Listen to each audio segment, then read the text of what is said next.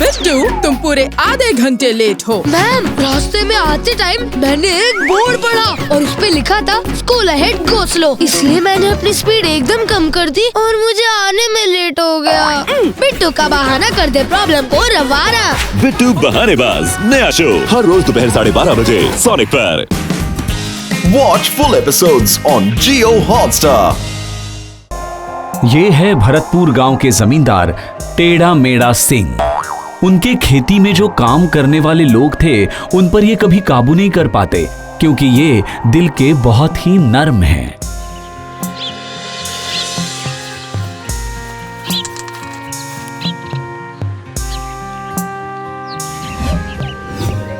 सुनो तुम लोग, आज 1 महीना हो गया लेकिन मेरे 4 बीघे जमीन में कुछ भी खेती नहीं हो पाई।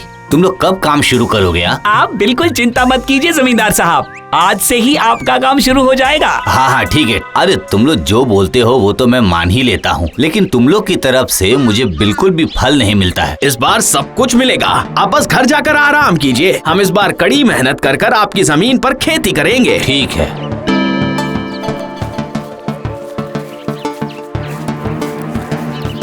जमींदार चला गया। चल चल पेड़ के नीचे जाके आराम करते हैं। चलो और जाके लूडो खेलते हैं। लाल पीली नीली गुलाबी, हमारे हाथ में होगी जमींदार की चाबी। और इसी तरह जमींदार का कोई काम ना करते हुए दिन निकाल देते थे।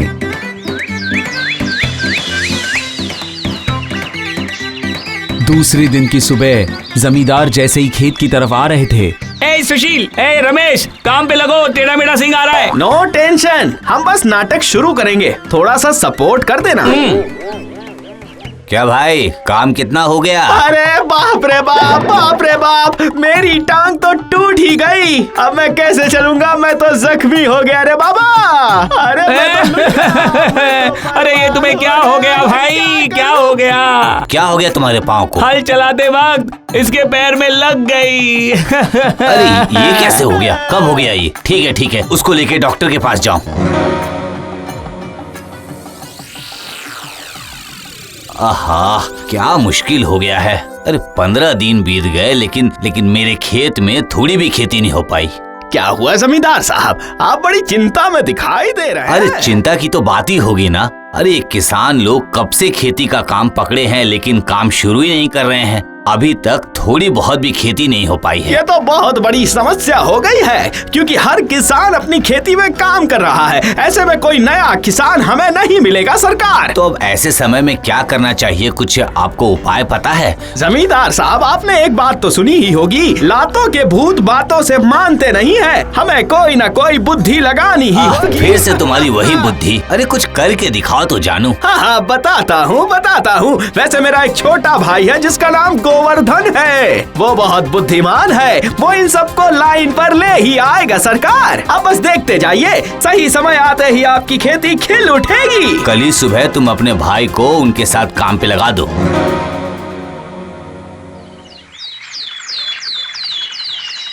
अक्कड़ बक्कड़ बम्बे बो 80-90। अरे वो देखो, जमींदार आ रहा है। एक क्या कम था जो 2 महारथियों को अपने साथ ले आया।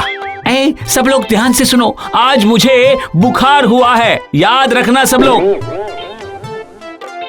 ये क्या, तुम लोग आज भी बैठे हुए हो? क्या हुआ?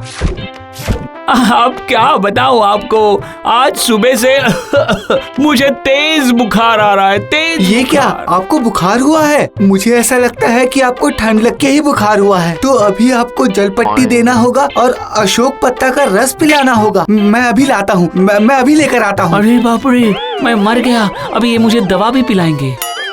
ऐसा ज्यादा कुछ नहीं हुआ है, चिंता मत कीजिए। अरे तो ऐसे बंदरों की तरह बैठे क्यों हो, जाओ काम करो। सुनो, इसका नाम है गोवर्धन, आज से ये तुम लोग के साथ ही काम करेगा, समझ गए? हाँ ठीक है।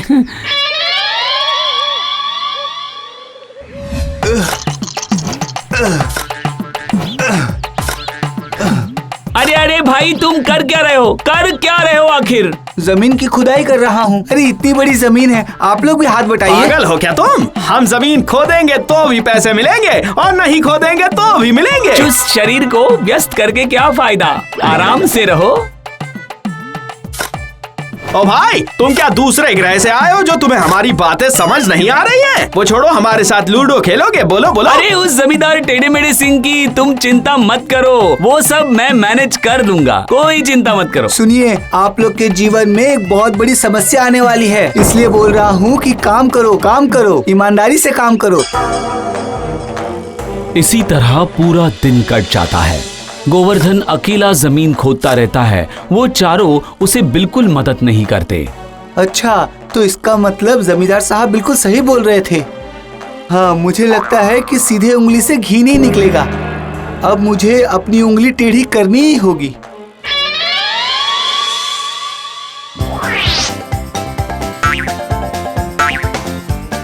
बड़े भैया ने जैसे बताया था, ये मदन का ही घर है। मैं इसे यहाँ घर के दरवाजे के पास रख देता हूँ।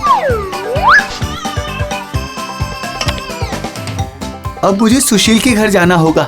इसके बाद विमल और पूरन के घर भी जाऊंगा, उनको भी तो मजा चखाना होगा।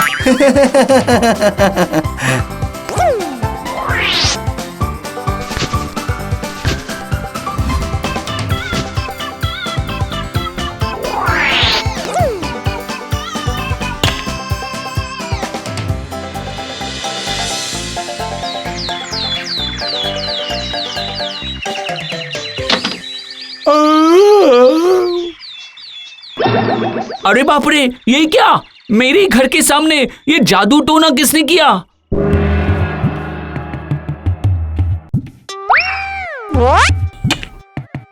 मैं तुम्हारा यमदूत हूँ। तुम जैसे देख पा रहे हो कि तुम्हारे घर के सामने एक मटका उल्टा पड़ा है, वैसे ही तुम्हारी जिंदगी का भी मटका उल्टा पड़ने वाला है। जा मदन, जल्दी जाके खेत में काम कर। ये क्या मेरी जिंदगी का मटका उल्टा पड़ने वाला है? बाप रे, मैं काम पे जाता हूँ। अरे ये क्या? मेरे घर के सामने ये केले का पत्ता किसने रखा? और ये कागज पर क्या लिखा है? प्यारे सुशील, मैं तुम्हारा यम हूँ। तुम्हारे घर के सामने केले का पत्ता पड़ा है। जैसे जैसे वो सूखता जाएगा, तुम्हारी जिंदगी भी सूखती जाएगी और धीरे धीरे तुम्हारी मृत्यु तुम्हें गले लगा लेगी। अरे अरे बाप रे, ये क्या चीज है? प्रिय विमल, मैं तुम्हारा यम हूँ। मैंने तुम्हारे घर के सामने एक दिया रखा है। अगर वो दिया बुझ गया तो तुम्हारी जिंदगी का दिया भी बुझ जाएगा। इसलिए जल्दी से जाओ और काम पर लग जाओ। ये क्या? मेरे घर के सामने फूटी हुई हंडी रखी है। ए सुशील, मैं तुम्हारा यमदूत हूँ। तुम्हारी जिंदगी भी इस हंडी की तरह फूट जाएगी और तेरी जिंदगी के सारे खेल खत्म हो जाएंगे।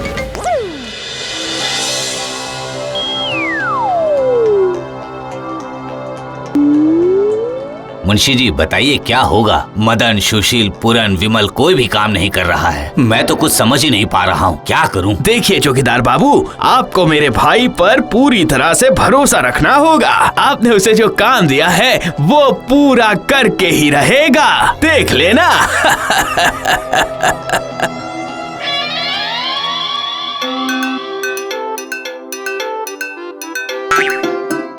अरे वाह, ये चारों तो इधर ही आ रहे हैं। ओम ह्रीम क्रीम चामुंडाय विच्चे सर्वनाशाय स्वाहा। ये क्या गोवर्धन, ये तुम क्या कर रहे हो? हमारे सबके घर के सामने एक चिट्ठी आई है, क्या तुम्हें वो नहीं आई? नहीं, मुझे तो नहीं आई है, क्योंकि मैं तो अब मृत्यु के बाद का जीवन यापन कर रहा हूँ। गिली गिली गिली गिली सर्वनाशाय स्वाहा। सबका सर्वनाश हो जाएगा, सबका सर्वनाश हो जाएगा। ये कैसी बातें कर रहे हो तुम? क्या तुम किसान नहीं हो? नहीं, तुम लोग मेरा नब्ज पकड़ कर देखो, मेरी नब्ज बिल्कुल नहीं चल रही है। अरे ये क्या? ये कैसे हो सकता है? ये तो असंभव है। सब संभव है, सब संभव है। तुम लोगों के जीवन में भी मौत आएगी, मौत।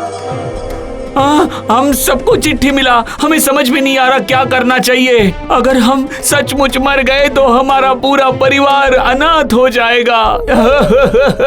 क्या करें अब हम? रोना धोना बंद करके तुम लोग मेरी बात सुनकर काम करो। ये क्या काम करेंगे? हम कुछ दिनों में तो मरने ही वाले हैं। अब हम क्या करें, कोई बताओ। तुम्हें मौत के मुंह से निकाल के लाएगी एकमात्र नागमणि। तुम लोग नागमणि लाकर अगर मुझे दोगे तो मैं तुम्हारी रक्षा करूंगा। गिली गिली गिली गिली गिली, सर्वनाशाय स्वाहा, सर्वनाशाय स्वाहा। आखिर बताइए ना, हमें कैसे मिलेगी वो नागमणि? इस 5 बीघे जमीन में कहीं न कहीं दबी हुई है। तुम लोग 4 लोग मिलके इस खेत को 2 दिन के अंदर खोद दो। खेत की खुदाई ऐसी होनी चाहिए जैसे नीचे की मिट्टी ऊपर आ जाए, तभी तुम लोगों को वो मिलेगी नागमणि। ठीक है, आप जैसा बोलोगे वैसा करेंगे, लेकिन हमें इससे बचा लीजिए। तथास्तु।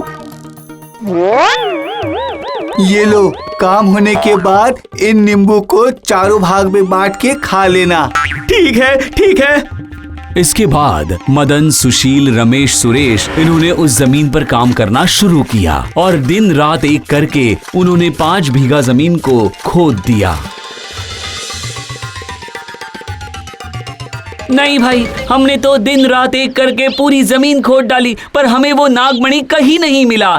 अरे नागमणि रहेगी तो मिलेगी ना। देखिए देखिए जमींदार साहब, आपका 5 बीघा जमीन की खेती हो चुकी है। अब बस पानी दे के बीज रोपने की बारी है, समझ गए? अरे गोवर्धन, ये असाधारण सा काम तुमने कैसे संपन्न किया? थोड़ा डर दिखाया और अपने दिमाग का प्रयोग किया। मैंने इन चारों के घर के आगे एक चिट्ठी और एक सामान रख दिया। ये लोग चिट्ठी पढ़कर सुबह सुबह ही मेरे पास आए। उसके बाद मैंने इन चारों को एक कहानी सुनाई।